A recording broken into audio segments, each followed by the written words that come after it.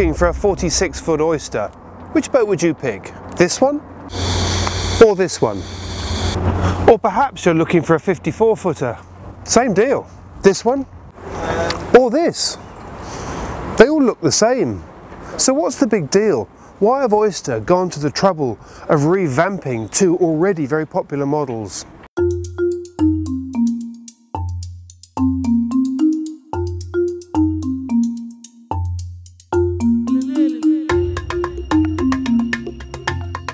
It is no secret that in developing their range of blue water cruisers, Oyster decided to revamp rather than redesign their latest models. As the saying goes, if it ain't broke, don't fix it, and the 54 and 46 are two very good examples of that.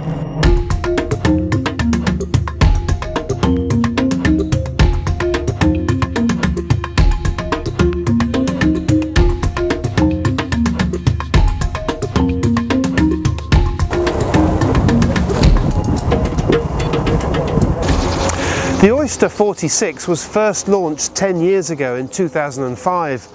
Then, as indeed now, she was the smallest boat in the range, but she proved to be very popular, and it's very easy to see why.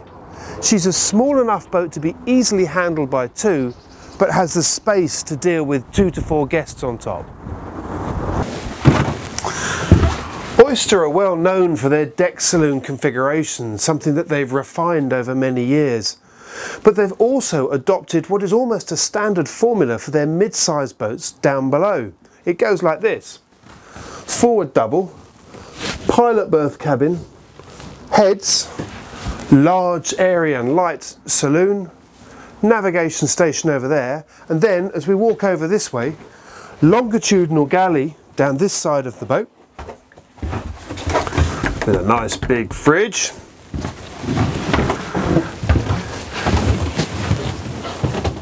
And then back into the owner's cabin aft.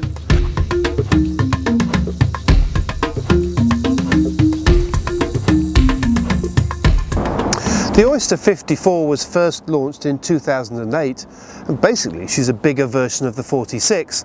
She doesn't have any more berths, but she has an awful lot more space throughout the boat, yet at the same time very manageable for two people with the possibility of taking 2 to 4 guests.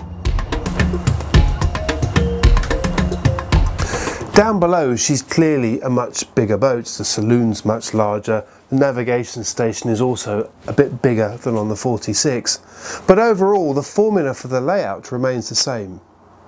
But there's another reason why I'm particularly interested in this boat. A very good friend of mine has a 54 Raiatea, which we've featured in the magazine on many occasions, and I've spent many years sailing that boat. It's a lovely boat to sail, we've had a lot of fun on it. So I'm particularly interested to see how they could have improved what we think is already a good formula.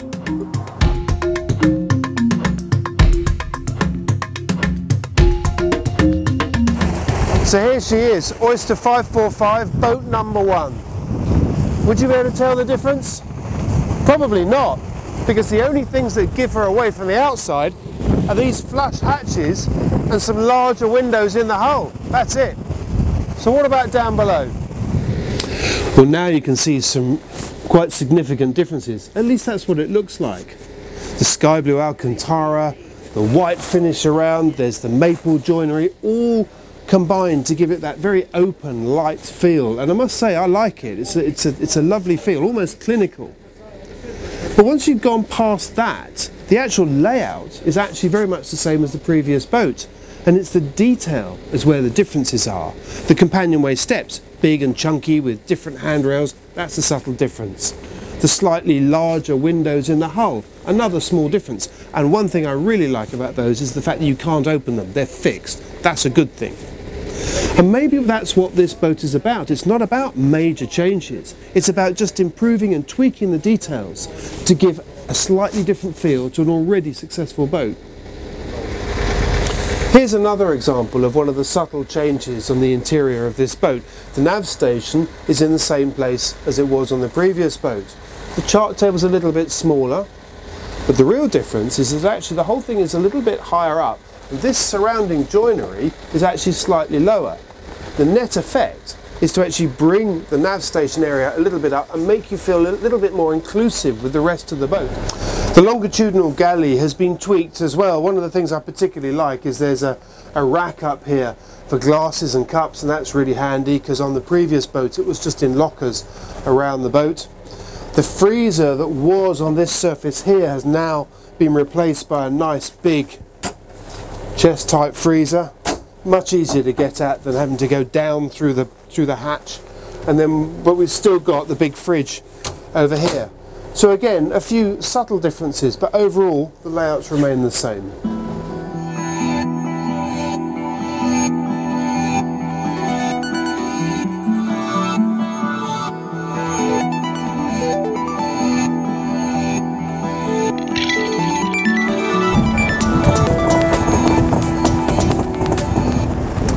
Okay, so here we are aboard the 475, and whilst she might look very similar to the 545 off the water, once you get behind her wheel, she's a very, very different boat indeed. Not only is she smaller and she feels more nimble in many ways, she's much lighter on the helm and a lot more controllable and manageable than I think I'd expected, particularly in this gusty breeze. We're just sailing down the River Orwell now, and we've just got these gusts coming through as they roll over the trees. And look at it, I mean, she's just dead easy. There's no sense of her spinning up into the breeze. I am cheating a little bit because I do have a 49er sailor trimming the main, so that's always a bit of a help. She's a lovely boat to sail. Really, really nice. I'm really quite surprised. But I guess one of the things, maybe I shouldn't have been surprised, because actually she's got a longer waterline length anyway. So that gives her a bit of an advantage, and maybe that contributes to some of her very balanced feel. A cracking boat. But I have to say it quietly in case my friend James, who owns Raiatea, finds out, but it's actually almost a bit nicer on the helm. Don't tell him. Keep it between us.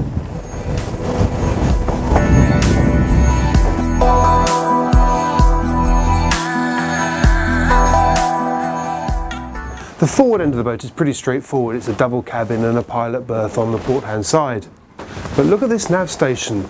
Great big spacious navigation station, plenty of room there, great big full-size chart table.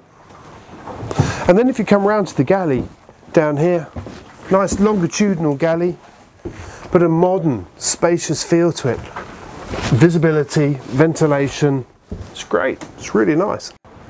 But it's the subtle differences that seem to make such a big difference in the appearance of this interior. The maple joinery just creates more light in the cabin. The tan Alcantara, it's just got a more modern feel. It's a lovely boat, I like it very much indeed.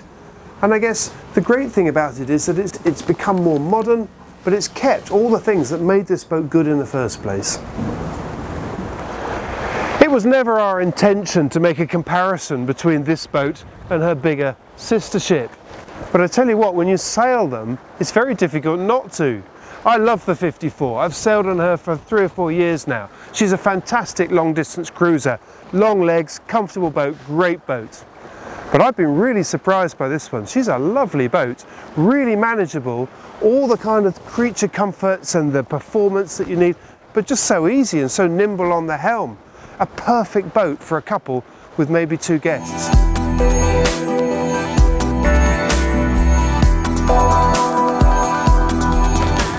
So are these 2 new boats improvements on previous models?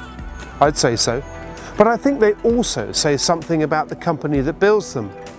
Where Oyster used to personalise boats, now they customise them. Extended decks, spade rudders, carbon rigs, blade jibs. That's a big change. And it's a change that the company believes will be good for their future. And I reckon they're right.